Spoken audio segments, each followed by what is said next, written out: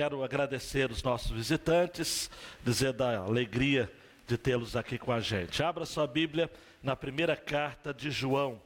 É o texto que vamos analisar, estudar, refletir nesses próximos meses, tá?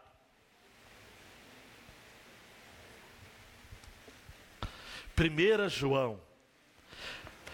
Não confunda com o Evangelho de João, embora nós vamos comparar aqui juntos em ênfases que são complementares.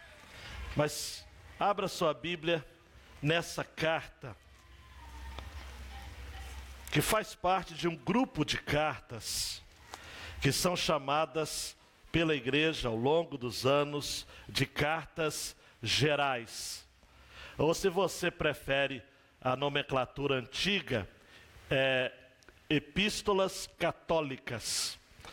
Católica não no sentido de catolicismo, mas no sentido de ser universal. São cartas que não foram escritas para nenhuma igreja em específico. É diferente das 13 cartas de Paulo, que foram escritas a igrejas ou a indivíduos. Então, as cartas gerais são cartas em que você não identifica uma igreja em específico. Não dá para mencionar, para mensurar isso. Então, você tem Hebreus, você tem Tiago, você tem 1ª e 2ª de Pedro, 1ª, 2ª e 3ª de João e Judas. Tá ok? Fazem parte, então, dessas cartas gerais. Curiosidades, amados. 1ª, 2ª e 3ª de João são cartas em que o apóstolo João não se identifica, porque o contexto delas deixa muito claro a sua autoria. E eu vou entrar aqui em alguns detalhes dessa carta de João. Mas essa carta de João e a carta aos Hebreus são as duas únicas cartas no Novo Testamento em que o escritor não faz nenhuma saudação. Vai direto ao ponto. Tá? Então, uma outra característica muito interessante. Uma outra também é de que essa carta de 1 João foi um dos últimos escritos do Novo Testamento. Nós estamos falando do ano 90 depois de Cristo. Paulo já havia escrito todas as suas cartas, já havia até morrido. Pedro já havia escrito as suas cartas. O autor aos Hebreus já havia escrito.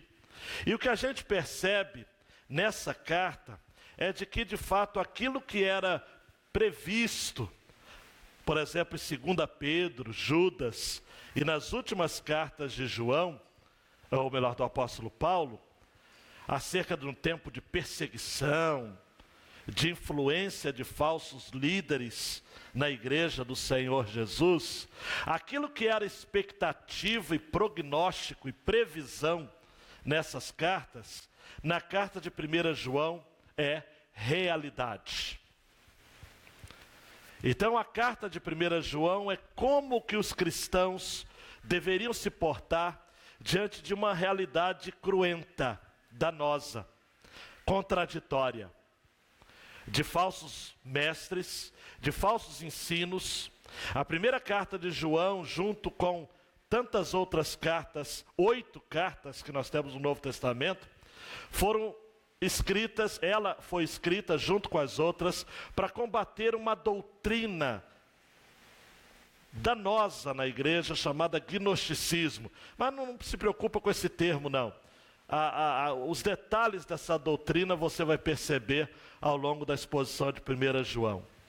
Dentre os ensinos mais estapafúrdios, mais absurdos dos gnósticos, era de que Jesus não veio como homem, mas Jesus era apenas uma aparência de homem, parecia um homem, mas não era. E a primeira de João fala de maneira muito clara de que Jesus era verdadeiramente homem, bem como era verdadeiramente Deus. E eu sei que você deve estar perguntando, mas qual é a importância de crer que Jesus veio em carne? Toda a importância do mundo. Somente um Deus que se fez homem, que se fez carne, habitando entre nós, segundo nós vamos encontrar em João capítulo 1, somente esse Jesus poderia proporcionar, propiciar verdadeira e infalível salvação a nós.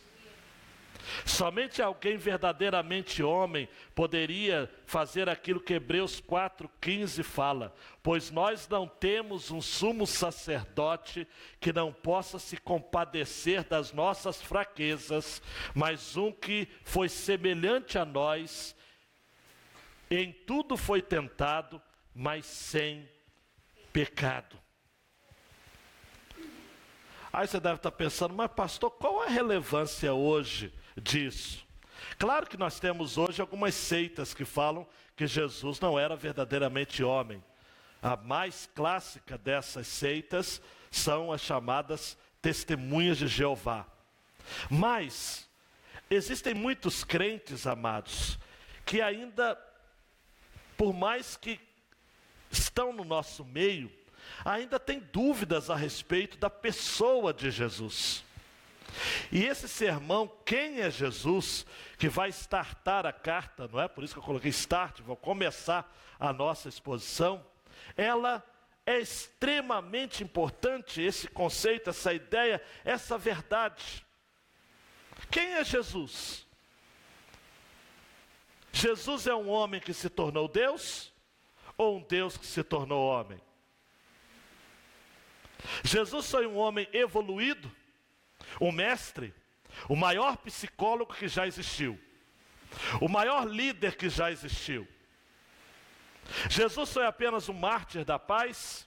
Jesus foi apenas um revolucionário? Quem foi Jesus? Mas, e a humanidade de Jesus? Ele realmente andou entre nós? Habitou entre nós? Ou Jesus é apenas um conceito, uma ideia espiritual? E mais sério ainda, preste atenção aqui. Quais são as implicações disso para a nossa fé? No que isso nos fortalece quando estamos enfrentando perseguição, quando estamos enfrentando lutas, quando estamos enfrentando pressões? Dê um clique aí, meu querido Caio. A grande ideia da carta de 1 João, só para citar, é de que conhecer o verdadeiro Jesus, verdadeiro, e manter-se em comunhão com Ele é a chave para uma vida plena de luz, amor e fé. Conhecer o verdadeiro Jesus. Esse é o propósito da carta, eu espero que seja o propósito da nossa exposição aqui juntos. Nós queremos conhecer o verdadeiro Jesus. E a partir disso nós queremos entender que conhecê-lo e manter-se em comunhão com Ele e com os nossos irmãos também, é a chave, amados, preste atenção, é a chave para uma vida de plena, de luz, amor e fé. E a carta se divide assim, dê um clique. 1 até 2:19, caminhando na luz. Você vai encontrar a palavra luz, o conceito luz em evidência. Deus é luz. Jesus é luz. Que é o mesmo conceito que vai aparecer no Evangelho de João. Eu sou a luz do mundo. 3:1 até 4:21, nós vamos ver juntos na carta que é caminhando em amor. Vede que grande amor o Pai nos tem concedido de sermos chamados filhos de Deus. E você vai ouvir e receber e aprender sobre essa realidade de um Deus que é amor, de um Jesus que é o amor concreto e pessoal de Deus a nós. E do capítulo 5, todo ele caminhando na fé. Caminhando na fé. Esta é a vitória que vence o mundo. A nossa fé. Luz, amor e fé. Qual o verso-chave de 1 João? Dê um clique. Não coloquei na tela não, né? Então o versículo-chave é 1 João 3:23. Tá? Para você entender o livro, 1 João 3:23 é o versículo sumário da carta. Ora, o seu mandamento é este, que creiamos no nome de seu Filho Jesus Cristo e amemos uns aos outros, assim como Ele nos ordenou. Tá? O seu mandamento é este, que creiamos no nome do seu Filho Jesus Cristo e amemos uns aos outros, assim como Ele nos amou. Esta carta de João é uma carta extremamente familiar. João não se apresenta, como eu já lhes disse, porque já era bem conhecido das igrejas. Eu falei aqui pela manhã que há uma tradição da igreja de que João estava próximo do final da sua vida ao escrever esta carta, bem antes dele ir para a ilha de Patmos e escrever o livro de Apocalipse aproximadamente no ano 95 depois de Cristo. E a tradição conta de que João já estava envelhecido e adoentado.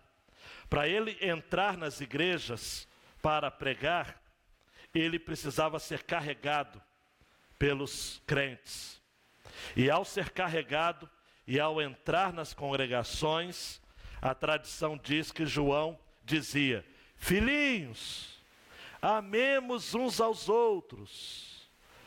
Filhinhos, amemos uns aos outros. Nisso, os crentes, quando chegavam para ele, perguntavam: mas por que, pastor João, dizer a mesma coisa? Ele dizia: porque isso é o que importa. Filhinhos, amemos uns aos outros. Para terminar essa longa introdução, mas porque estamos em abertura dessa carta, William MacDonald vai dizer de que essa epístola é como um álbum de família. Ela descreve aqueles que são membros da família de Deus. E assim como os pais refletem, ou melhor, os filhos refletem os pais, os filhos de Deus têm a semelhança de Deus.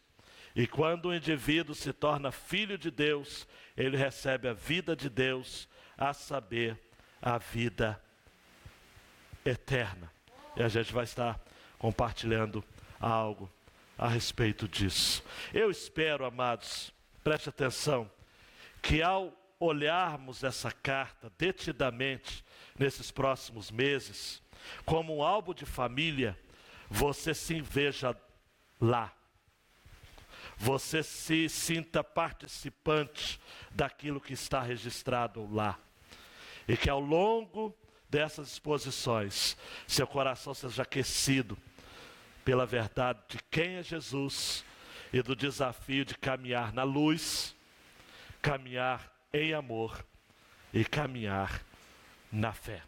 Amém? Vamos ao primeiro texto da mensagem dessa exposição, 1 João 1:1-4. Vamos acompanhar aí na sua Bíblia enquanto eu faço a leitura. O que era desde o princípio? O que ouvimos? O que vimos com os nossos olhos?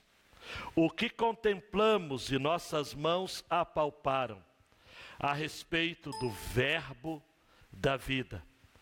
Pois a vida foi manifestada, nós a vimos, damos testemunho dela e vos anunciamos a vida eterna, que estava com o Pai e a nós foi manifestada. Sim, o que vimos e ouvimos, isso vos anunciamos, para que também tenhais comunhão conosco. E a nossa comunhão é com o Pai e com o seu Filho, Jesus Cristo.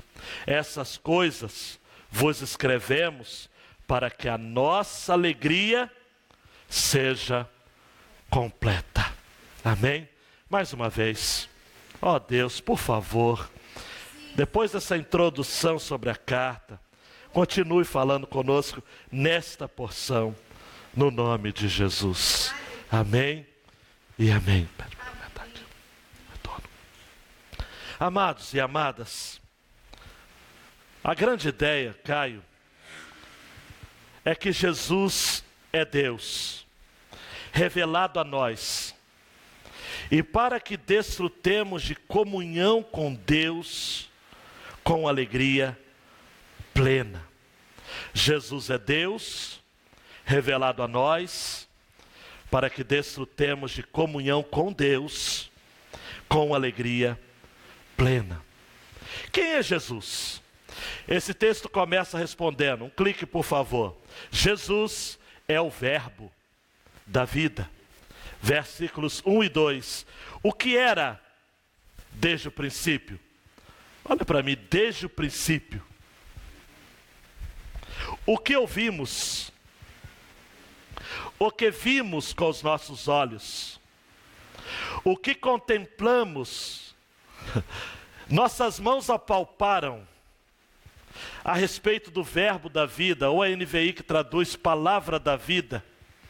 Pois a vida foi manifestada, nós a vimos novamente, damos testemunho dela, vos anunciamos a vida eterna. Que vida é essa? Que estava com o Pai e a nós foi manifestada novamente. Por que começar assim? Eu concordo com Augusto Nicodemos que João está falando aqui acerca da humanidade, da divindade de Cristo. E a proposta, quando ele usa o pronome nós, é justamente dizer de que esse era o conceito da doutrina apostólica. Os apóstolos estavam unidos nesse entendimento. Logo, desde o início da carta, João está confrontando as doutrinas erradas a respeito da pessoa de Cristo, que os falsos mestres estavam ensinando nas igrejas da Ásia, onde hoje é a Turquia. Amados e amadas, há uma simbiose, há uma coincidência santa entre os argumentos do início da primeira carta de João com o início do Evangelho de João. Quer ser relembrado disso? João 1:1. O que era no princípio, era o verbo.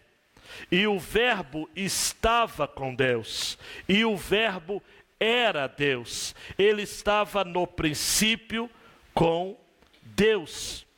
Coincide, amados, porque em ambos os textos há a palavra princípio. E princípio é o mesmo que fonte, origem, poder. A ideia de princípio dá a noção, amados, não de um tempo, um início cronológico, porque Jesus não teve princípio no que diz respeito à esfera humana. Princípio aqui significa algo que fundamenta, algo original, algo essencial. Antes da fundação do mundo, Jesus já existia, ele era o princípio.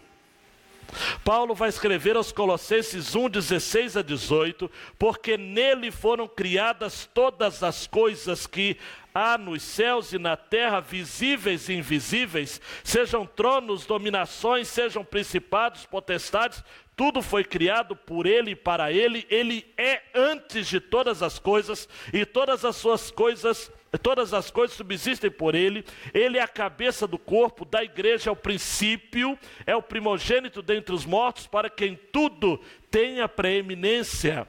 No livro de Apocalipse, na carta à igreja em Laodiceia, logo na abertura da carta, Jesus escreve: isto diz o Amém, a testemunha fiel e verdadeira, o princípio da criação de Deus. Parece, amados, uma realidade incrível de pensar. E eu, vez por outra, encontro até mesmo, fiquem assoberbecidos, irmãos, pastores que ainda têm alguma dúvida sobre isso. Cristo não foi criado. Ele já existia. Ele foi gerado pelo Pai na eternidade.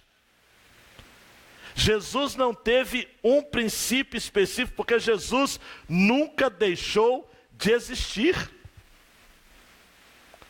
Na eternidade, no tempo de Deus, que só Ele tem acesso, Ele foi gerado. Aleluia. De modo, amados e amadas, de que Jesus Cristo, Ele é pré-existente, Ele é eterno, Ele já existia antes da fundação do mundo. Em Gênesis 1:1, no princípio criou Deus os céus e a terra, Jesus já estava lá. Como diz um puritano antigo, não há no céu um Deus melhor que Jesus. Antes que qualquer coisa existisse, Ele já era. Jesus não começou a existir no princípio. Ele já era desde o princípio, por isso que o texto de João diz, o que era desde o princípio. Ele é o princípio de todas as coisas, não foi criado, porque Ele é o Criador. Ele não teve origem, porque Ele é a origem de todas as coisas. Na própria oração sacerdotal de João 17, no capítulo 17, como eu já disse, versículo 24, Jesus ora assim: Pai, aqueles que me deste, quero que onde eu estiver, também eles estejam comigo, para que vejam a minha glória que me deste, porque tu me amaste antes da fundação do mundo. E aí, só para insistir, amados, adolescentes, juniores que estão aqui, famílias reunidas que precisam estar juntos durante a exposição da palavra, para que a família receba a palavra, João 8,58, Jesus diz: em verdade vos digo, que antes que Abraão existisse, eu sou. Eu sou. O que era desde o princípio. Aí você deve estar pensando, mas pastor, por que não colocou assim, quem era desde o princípio? Porque se fosse colocado quem era, estaria dando um princípio para Jesus. O que era. Está se referindo ao fato de que aquele que sempre existiu, veio ao mundo. O Senhor do tempo entrou no nosso tempo. O eterno se fez homem, habitou entre nós. Por isso que João vai dizer o seguinte: ouvimos. Repita comigo: ouvimos. Vimos. Contemplamos. Nossas mãos apalparam. Os sentidos humanos, amados, foram alcançados pelo conhecimento de Jesus. Jesus foi ouvido, foi visto, foi contemplado, foi apalpado. Um comentarista chamado Simon Stimacher vai dizer de que nessa doutrina, João fala como testemunha ocular, pois com seus sentidos naturais, ele e os demais discípulos, por isso que nós viram, ouviram, tocaram Jesus pessoalmente, declararam que o corpo físico ressurreto do Senhor é real. Lembro-me de Tomé, a que Jesus diz para ele: vem, toca-me aqui. Não sejas incrédulo, sejas crente. A ideia aqui de contemplamos, amados, não, expressa uma contemplação tranquila, intencional, constante. A ideia do original para apalparam é a ideia de apalpar como um homem cego apalpa cuidadosamente. É um exame bem de perto.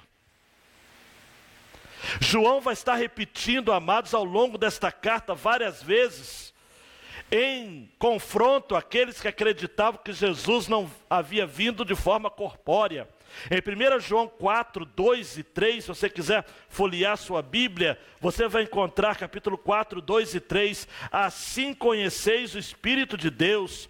Todo espírito que confessa que Jesus Cristo vem em corpo é de Deus. Todo espírito que não confessa Jesus, ou que não confessa Jesus, não é de Deus, mas é o espírito do anticristo, a respeito do qual tendes ouvido que havia de vir e agora já está no mundo.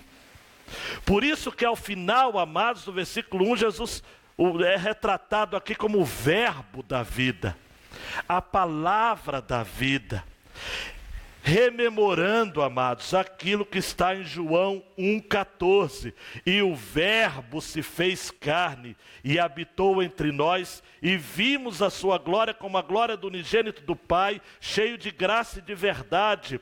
Verbo da vida, verbo que gera vida, vida eterna. Aquilo que está em João 6,68, na voz de Simão Pedro: para onde iremos nós? Só tu tens as palavras da vida eterna.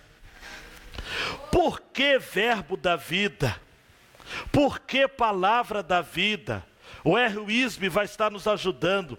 Porque Cristo é para nós o que as palavras são para os outros. Nossas palavras revelam para os outros o que nós pensamos e o que nós sentimos.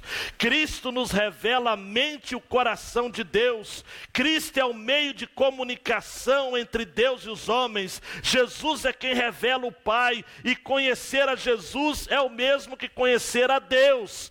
É aquilo que está em João, amados, quando no capítulo 16... Jesus é apresentado como o caminho, a verdade e a vida. E Filipe diz: mas como vamos saber o caminho? E como veremos o Pai? E Jesus então sintetiza a sua doutrina, dizendo: quem me vê a mim, vê o Pai. Jesus é o verbo da vida, porque Jesus é a comunicação viva de Deus. Deus nos fala através de Jesus. Como conhecemos a Deus? Através de Jesus. Eu fico muito preocupado quando eu vejo crentes que não falam o nome de Jesus e nem oram em nome de Jesus.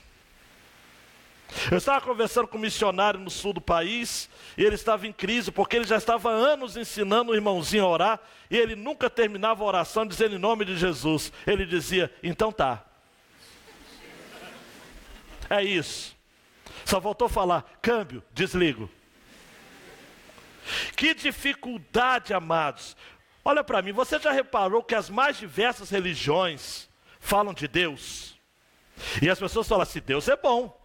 Deus é vida, Deus é tudo, Deus é energia. Nós falamos de Deus. Agora, se você não fala de Jesus, se você não conhece a Jesus, você não conhece o verdadeiro Deus. Porque Jesus é verdadeiro Deus, é verdadeiro homem de verdadeiro Deus. Jesus é a palavra. Matthew Henry, um comentarista que eu aprecio muito, diz que Jesus não é uma mera palavra vocal. Ele é a palavra da vida. É a palavra eterna do eterno Deus vivo. É a palavra manifestada em carne. Tem implicações, amados, incríveis em Jesus sendo o verbo da vida. Eu poderia fazer uma mensagem inteira só sobre essa situação. Pastor, eu não consigo ouvir Deus. Conheça Jesus, Ele é a palavra. Aleluia. Pastor, como é que eu vou entender a vontade de Deus? Conheça Jesus. Jesus é a aproximação viva de Deus a nós. Isso é incrível. Agora, versículo 2 vai dizer de que a vida dele foi manifestada. No original, manifestado significa o seguinte: olha, aquilo que estava escondido foi manifesto. Se tornou visível, se tornou perceptível. A vida foi manifestada. Nós a vimos, damos testemunho dela. E a palavra testemunho é uma outra palavrinha importante. Significa conhecer por experiência própria. Porque a palavra testemunho representa ou indica uma atividade que só pode ser manifestada própria de alguém que teve ou que tem competência experiencial.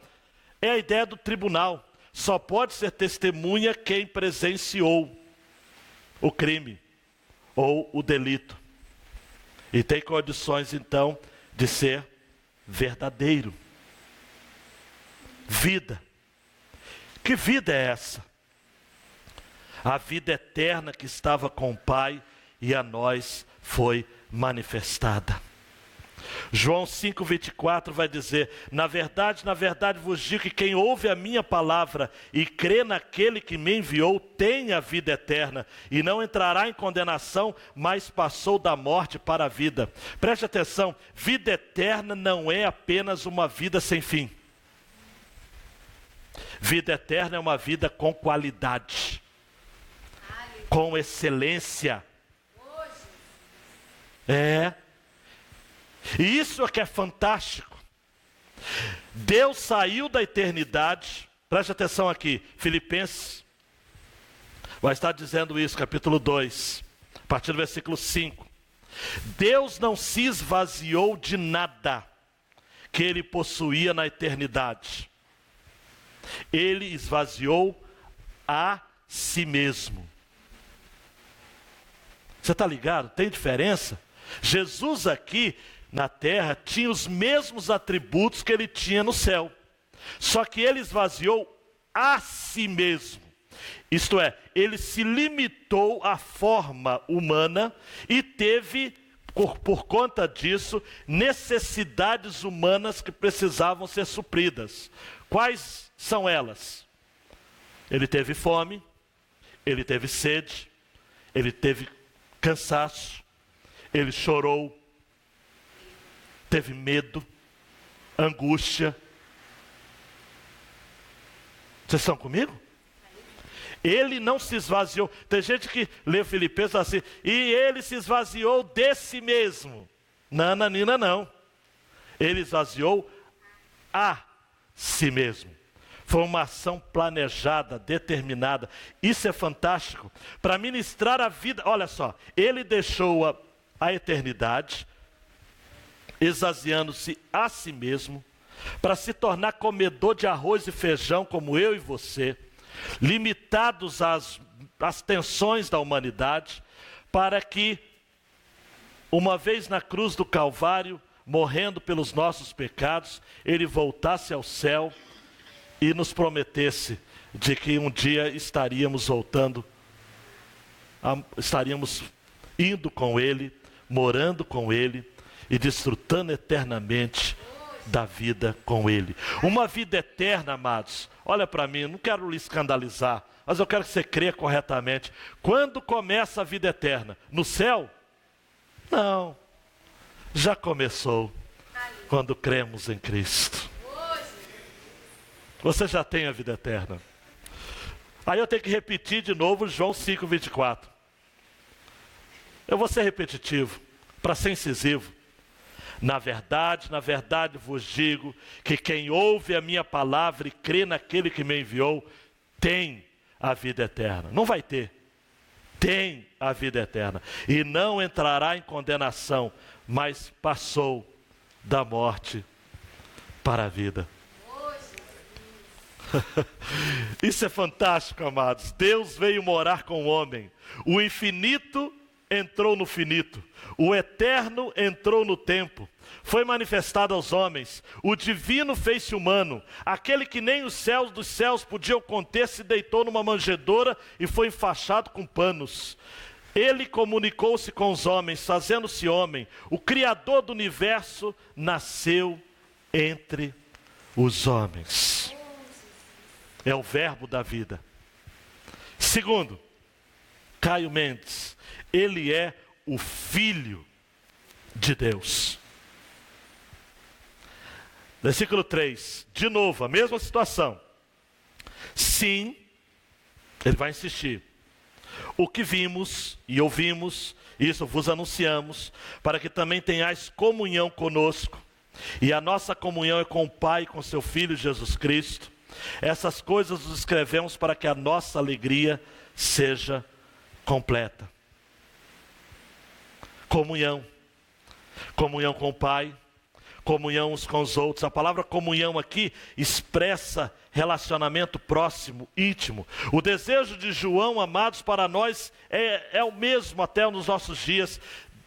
Refletirmos no fato de que Deus quer manter conosco uma comunhão, um relacionamento caloroso e confortável, no qual vamos estar cientes, estarmos próximos do coração dele, na mente dele, através de Jesus, que é Filho de Deus, e nós nos tornamos filhos de Deus também por adoção, porque Jesus é filho unigênito, é o único gerado pelo Pai. Nós somos filhos adotivos, somos filhos por conta daquilo que o nosso irmão mais velho fez por nós na cruz do Calvário.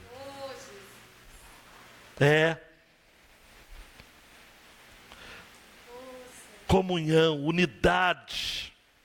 Unidade doutrinária, unidade de vida, unidade de propósito. Essa é a mensagem. Jesus é o Filho de Deus. Ainda na primeira carta de João, capítulo 4, versículo 15. Qualquer que confessar que Jesus é o Filho de Deus, Deus está nele e ele em Deus.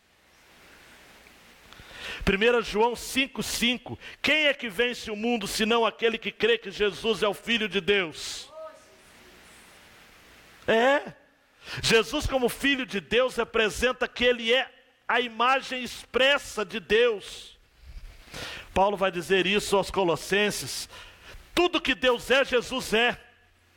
Atanásio, no século IV, dizia o seguinte: o Filho é o tudo do Pai. O Filho é o tudo do Pai. Jesus, Filho de Deus. E tudo isso, amados, no versículo 4, para que a nossa alegria seja completa. Que alegria é essa?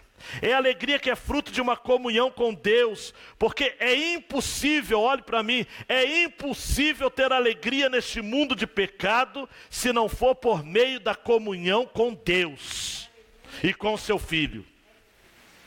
O que a gente tem, amados, aqui no mundo, estamos estudando Eclesiastes, são momentos raros de alegria debaixo do sol. A verdadeira alegria, aquela que o mundo não pode nos tirar, aquela que independe das circunstâncias, é fruto da nossa comunhão com Deus e com Jesus. Só.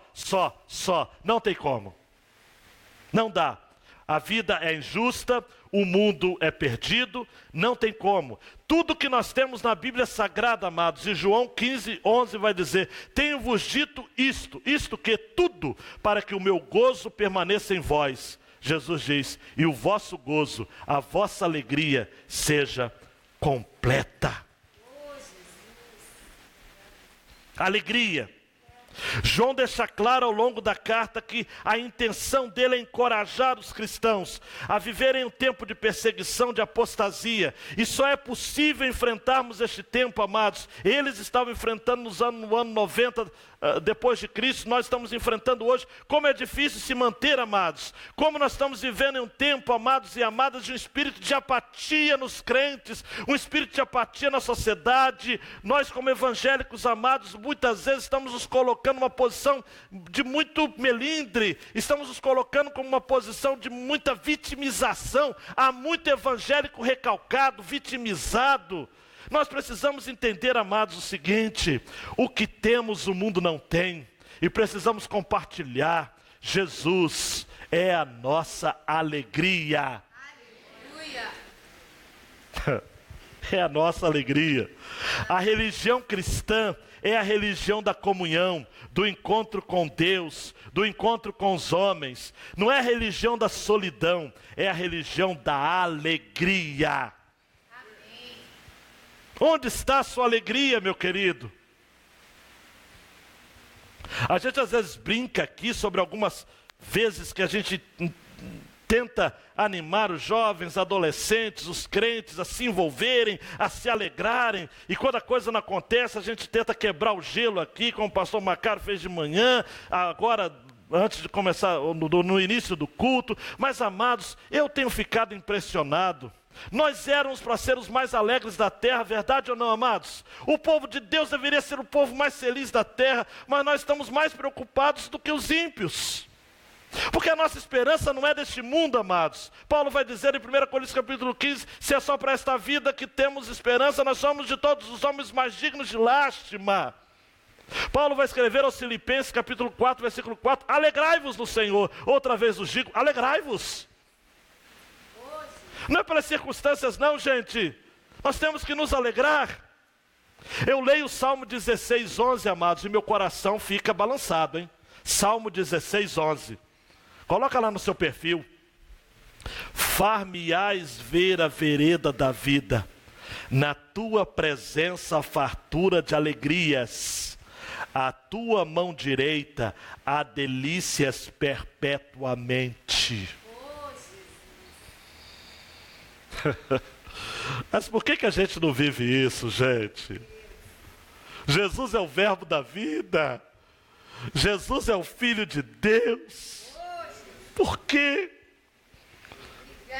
Vá para casa com algumas aplicações, então. Vá para casa com isso daqui, quer ver? Dá 2 cliques, Caio, por favor. Primeiro, conhecer a Jesus é mais do que saber fatos históricos a respeito dele. Envolve uma experiência que, eu coloquei envolve de novo, né? Que atinge toda a nossa sensibilidade. Talvez eu tenha repetido de propósito, envolve, porque é alegria, amados, a vida de Jesus, conhecer a Jesus, ter comunhão com Jesus, olhe para mim, não é apenas um exercício intelectual, não é apenas passar por uma classe, fazendo discipulado, embora tudo isso seja importante, tá ok? Mas olha para mim, é preciso experimentar Jesus. Aí eu não sei como é que você vai entender esse experimentar a Jesus. Mas tem. No Evangelho de João, capítulo 7, versos 37 a 38, numa festa dos tabernáculos, Jesus disse, se alguém tem sede, venha a mim e beba. Quem crê em mim, como diz a Escritura, rios de água viva correrão do seu ventre. Olha para mim aqui, amado. Amado, olha para mim. Jesus está dizendo, alguém tem sede? Vem a mim. Não vai à igreja, vai a mim primeiro. Porque você pode vir à igreja e não vir a Jesus. Vem a mim. E beba. Beba da água que eu tenho. Em João capítulo 4, Jesus está conversando com a mulher samaritana, não é? A água que eu tenho para lhe dar, se você tomar, jamais você vai ter sede de novo.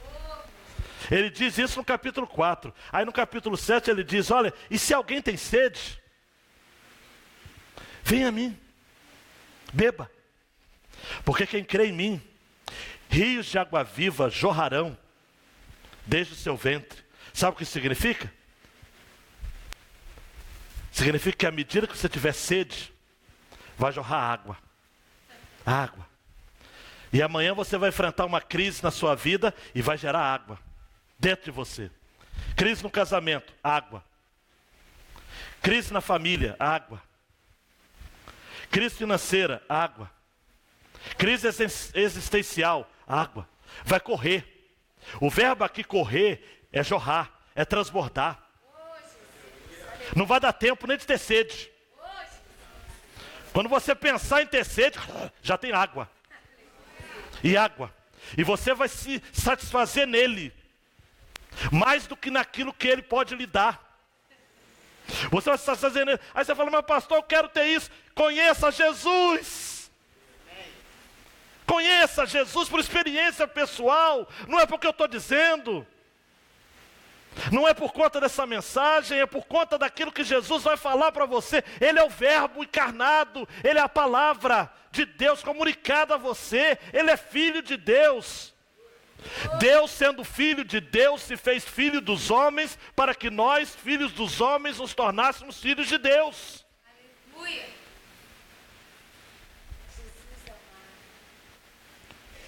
É isso, você precisa ter essa experiência.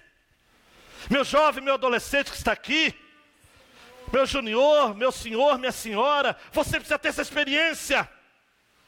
Experimentar Jesus, beber Jesus. Se alguém tem sede, venha a mim.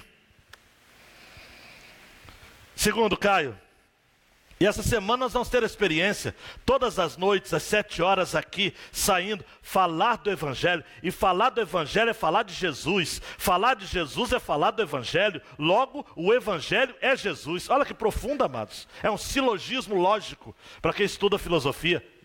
Já estudou esse silogismo, pastor Léo? Vai chegar lá.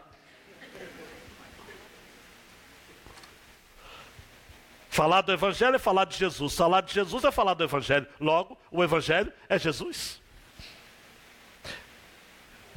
Quer ver? Se segura na cadeira aí. Se segura. Colossenses 1, 16 e 17. Porque nele foram criadas todas as coisas que há nos céus e na terra, visíveis e invisíveis, sejam tronos. Já citei esse verso, é bom repetir. Sejam dominações, sejam principados, sejam potestades, tudo foi criado por Ele e para Ele. Ele é antes de todas as coisas subsistem por Ele. O Evangelho é Jesus. E se você ainda tem dúvidas sobre o que é o Evangelho, você vai em 1 Coríntios 15, 3 e 4. Porque primeiro vos entreguei o que também recebi. Cristo morreu pelos nossos pecados, segundo as Escrituras, e foi sepultado e ressuscitou ao terceiro dia, segundo as Escrituras. Logo, dê um clique, por favor. Não é correto guardarmos as boas novas do Evangelho de Jesus para nós apenas. Enquanto vivemos em um mundo carente de valores, nós temos a mensagem que o mundo precisa. Se você tiver, amado e amada, esta semana, 5 minutos para falar, conte o Evangelho, partilhe do Evangelho, conte a história de Jesus. A história de Jesus é a história que faz sentido às demais histórias. Não é à toa, amados, de que o nosso tempo aqui no Ocidente é dividido em antes de Cristo e depois de Cristo. Um professor fez uma análise do prêmio Nobel, todas as categorias. Os cristãos correspondem a mais de 70% dos prêmios. Quase 10% são de judeus. E o restante é dividido entre outras religiões. Por quê? Porque a tradição judaica, sobretudo cristã, é a responsável pela formação do pensamento do Ocidente. Cristo, a história de Cristo. Dando mais um clique, por favor. A nossa comunhão uns com os outros, que o versículo 3 vai dizer, para que também tenhais comunhão conosco. Desenvolve-se a partir da nossa comunhão com Deus e com seu Filho. E a nossa comunhão é com o Pai e com seu Filho, Jesus Cristo. Nós precisamos da igreja. Nós precisamos estar em comunhão na igreja. 1 de João fala sobre isso. Nós precisamos estarmos em família. Nós precisamos nos importar uns com os outros. Philip Yancey, no seu livro Maravilhosa Graça, diz: saí da igreja e fui para o mundo, porque eu encontrei pouca graça na igreja. Saí do mundo, voltei para a igreja, porque encontrei nenhuma graça no mundo. Nós precisamos entender, amados, que aqui está difícil, porque a gente convive aqui com algumas pessoas que só a misericórdia do Pai. Mas é muito melhor aqui do que lá fora. Luiz Palau, um avivalista argentino, dizia: a igreja é como a Arca de Noé. Imagine aquela convivência, foi quase um ano. Tem gente que não se apercebe disso, mas a convivência de Noé na arca com os animais foi quase um ano. Imagina o cheiro dos animais. Imagine. Ô Sem, você já limpou lá o galinheiro? Pô, pai, de novo? Chama o cão. Não, o cão está cuidando de outro animal. E aquela sujeirada toda? Os conflitos. Imagina a sua família confinada durante um ano, num lugar só. A sua família, maravilhosa família que Deus lhe deu. Imagina. Mas Luiz Palau dizia: dentro da arca estava difícil. Difícil. Mas fora da arca tinha o quê? Morte. Destruição. Caos. Nós temos que ter comunhão uns com os outros a partir da comunhão com Deus e seu Filho, porque juntos, isso aí não é lema para bonitinho, não. Juntos nós somos mais fortes. Amém. Porque um ajuda o outro. Eclesiastes já está dizendo, né? Se um cair, o outro levanta. Se a noite está gelada, um aquece o outro.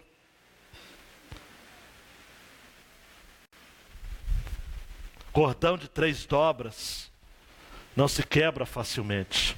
2 tem melhor paga da recompensa, tem maior lucro. Precisamos da igreja. Você que ainda não foi batizado, precisa resolver algumas coisas na sua vida. Resolva enquanto há tempo. Nova classe de batismos no mês de setembro. Setembro, outubro. Para que em dezembro você seja batizado.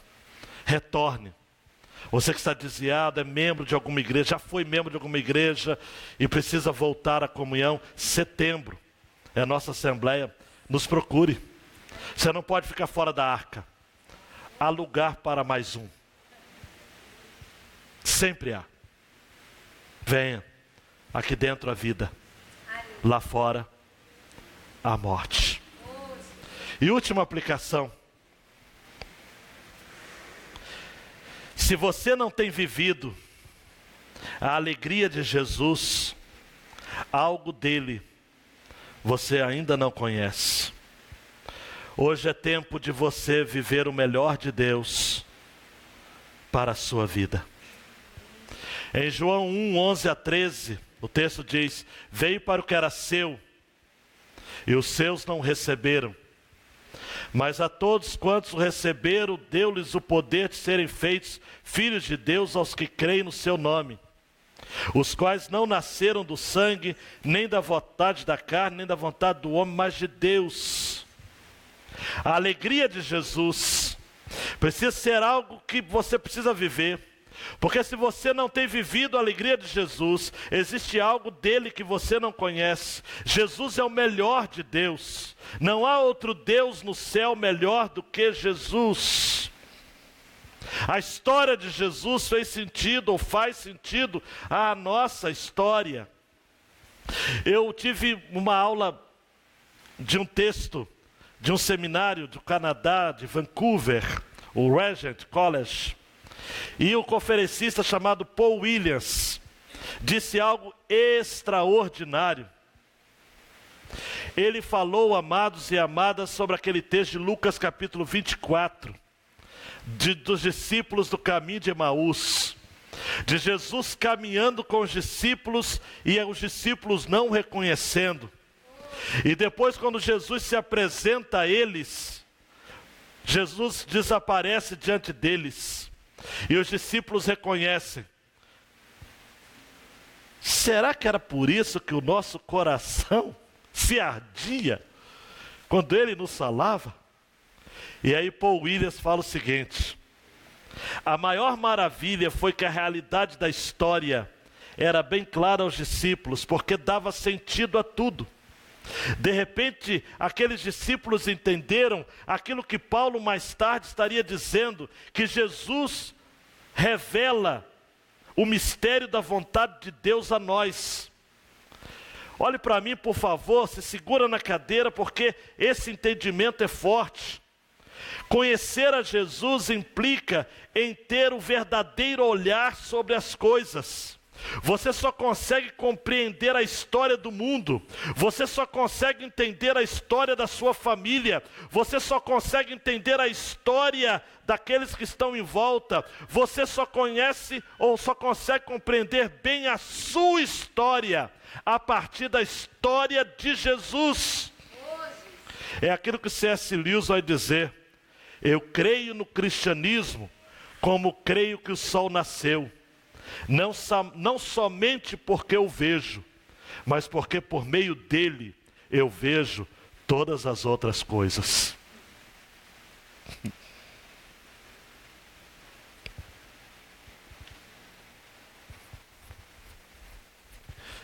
Demos um clique, queridão. Mas se a gente não tiver Jesus, esse Jesus que é Deus,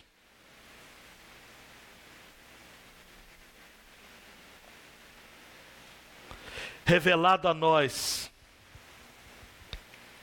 para que desfrutemos de comunhão com Deus com alegria plena. Se não o conhecermos, preste atenção aqui, viveremos a vida desconectados do mundo, de nós mesmos, não nos sentiremos parte de nada, nos sentiremos inadequados. Se não for por Jesus, a nossa história não faz sentido. E a gente vai estar congestionando os consultórios de psicologia, tomando Rivotril, remédios controlados, Ritalina, a vida inteira, sendo escravos da nossa própria mente, uma existência vazia. Vamos desejar o suicídio vez por outra. Sem comunhão com Deus, não teremos alegria. Será um caos. Nossa vida vai ser uma eterna treva. Vamos nos sentir como essa história que eu vou compartilhar. Depois do falecimento de alguém na sua família, um estudante universitário voltou às aulas. Só que ele, que era muito bom, um excelente estudante, começou a ter notas baixas. Nisso, um professor percebeu que ele havia ficado abalado, porque quem ele havia perdido na família era a avó. E logo se imaginou de que, depois do luto, aquele jovem se recuperaria e voltaria a tirar boas notas. Mas nos meses que se seguiram, o desempenho daquele jovem só piorou.